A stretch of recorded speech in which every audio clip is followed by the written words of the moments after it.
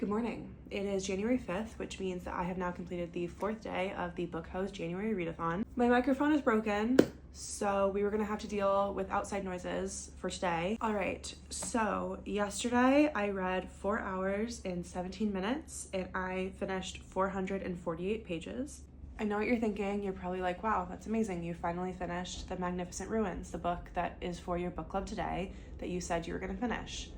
I didn't. I only ended up reading 67 more pages of this book. I am on chapter 9 out of 40, and I will be reading the entire thing today. I ended up reading this, which was a choice that I made for myself. The main character, Emily, she is an art restorer who works at the Art Institute of Chicago, and they are doing a medieval sort of themed exhibition. And she starts working on a medieval statue of a knight who turns out to be a real man who has been trapped inside the statue for like 400 years.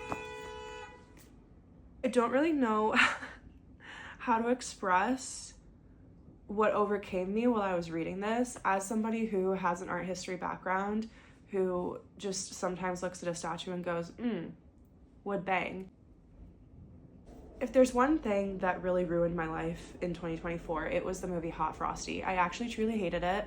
I think it's one of the worst things I've ever seen on screen, and it enraged me. This, however, for some reason, altered my brain chemistry in a way that I gave 4.5 stars. They talk about like, okay, how do we get him an ID? How do we make him like a real human? Also, like, there's been so many plagues, since he was alive, so I guess we got to get him some shots. Like, there's all of these like hilarious things going on, and also at the same time, he is a statue who is in love with this woman, and this woman is like, I don't really know what's going on. It doesn't make sense as a book, and it doesn't make sense why I'm so obsessed with it, but I am. And I read the entire thing yesterday.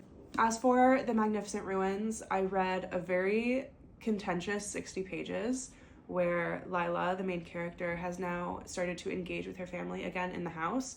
It turns out the house is really falling apart, and they have a lot of like ideas and things for how the family should be run, which isn't really up to them anymore because Lila's grandfather gave her the house and the family inheritance.